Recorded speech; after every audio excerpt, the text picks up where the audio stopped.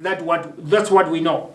So when they came, this Martha and Mary heard that Jesus was coming because he was a man of crowds. Wherever he went, there were a crowd of people. So he heard that the sisters knew or heard that Jesus was coming. So they followed to him with anger. When they arrived to him, they fell on his feet and said, Lord, why did you leave? If you were here, our brother could not have died. But Lazarus died. Jesus said that, okay, fine. Where did you bury him? They said, no, we buried him at the cave. They said, oh, no, don't worry, he's going to live. They said, yeah, that one is a story of the future, not today. We are talking about now. Lazarus was supposed to be alive today. But if you're talking about living, that's after, you talk about destiny, the time of resurrection. Then he said, no, I'm talking about today. They said, what are you talking about? Today? You mean Lazarus will live? We buried him 4 days ago and he's smelling already, decomposed. He said, let's go to the grave. They went together. I want Malawians and Africans to know something here. Seriously. When they arrived at the tomb where Lazarus was buried, they were covering with stones, And there were flies everywhere because he was already smelling, decomposed. And the sisters started crying. They said, you see, you just come here to see, but what can be done? Jesus did something that is very miraculous. Many churches, they say the shortest verse in the Bible is during this, because they said when they arrived there and Jesus saw the flies, Jesus wept. That's the shortest verse in the Bible. Jesus wept. Meaning that he loved this guy, this friend of him, Lazarus, because he cried. But my point is not the crying. My point is the magic that took place here. There's the magic that happened that we should always realize today. Jesus, after crying, he told the sisters that move the stone. But I want to tell you, behind him, there were 12 disciples. 12 men, strong men. Jesus asked these women that they should move the stone. The magic is, why did Jesus ask the women, not his disciples? Or he himself, being a man, he could have done the job of removing the heavy stone. But he told the sisters. Now, if we take this word, he asked the sisters to remove the stone, we go back to the NLP, the neuro-linguistic programming.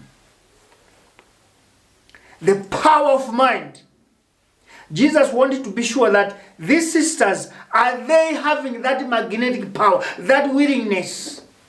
Are they having that power and that mind that they want their brother alive again? That's what Jesus did. So he asked them, the people that wanted their brother, because Jesus was just his friend. To Jesus, Lazarus was just a friend. But to these sisters, that was their blood brother.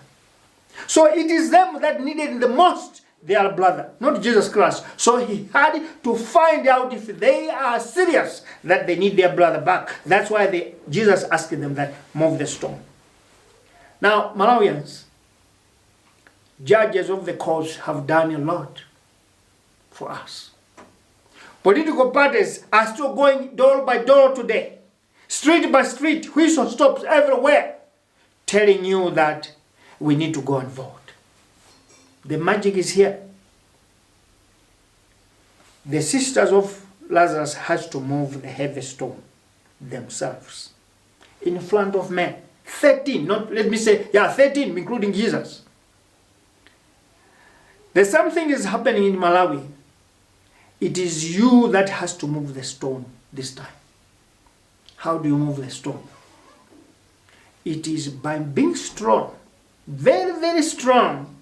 Because we know it is against all odds, because by now there are other forces of darkness that will make sure that you don't go to vote, you are penalized, you are vandalized, you are involved in violence, so that you must be scared not to go and vote.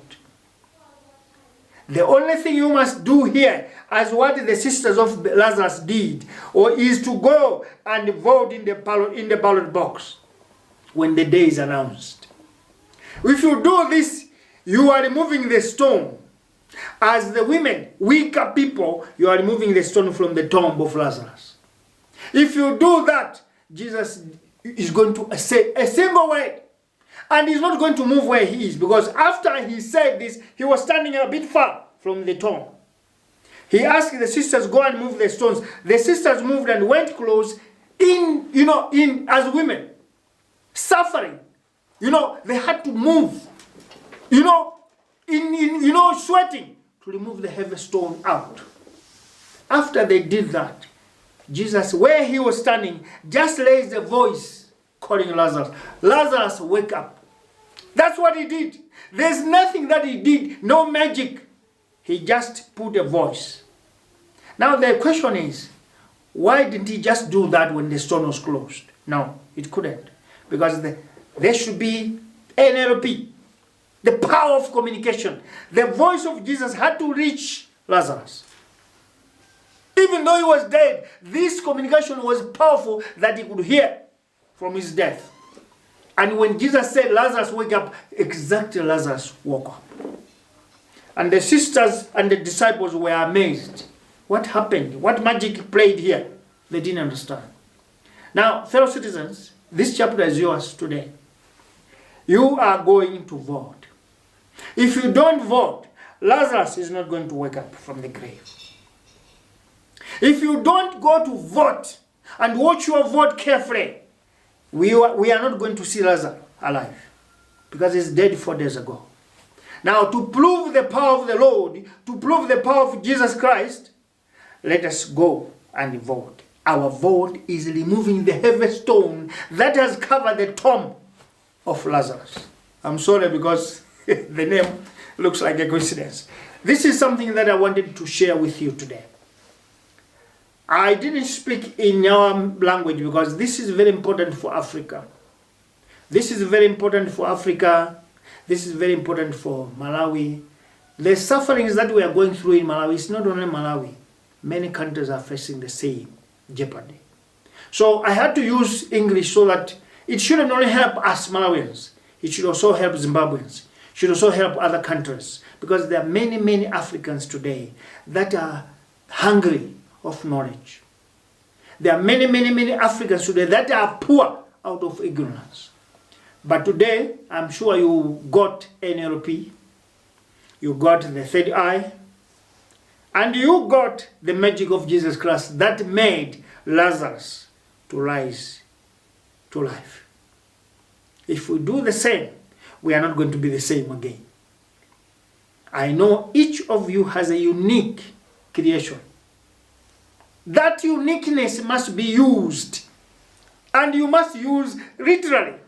You must use it, because if you don't use it, if there is heaven, you will be questioned. I gave you this uniqueness. Why didn't you use it?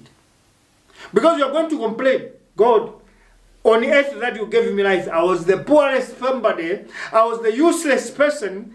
I was what should you say? I was a case. Then Jesus is going to, God or Jesus will ask you to say, but I gave you the unique. What did you use it? So if you don't know your uniqueness, then you are not living.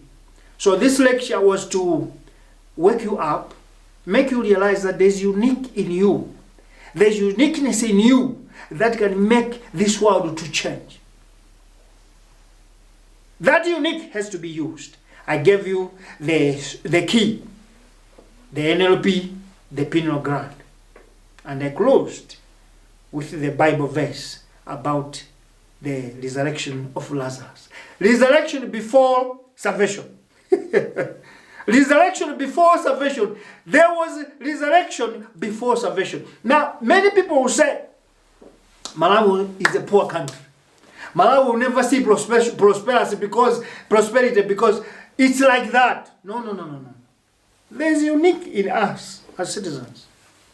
And that uniqueness can be used to develop our lives, to change our lifestyles, and to change our country too. I think I've given you a key on that. Today's lecture ends here. Let's meet again next Saturday when we can share more. If you have questions or you have got any comments, please, that is our Facebook. Like us, because here we are doing a lot. Like us, and we are also on YouTube. Keep on liking so that we can share more. Let's meet again next Friday, but Malawi has to change. Our lives has to change.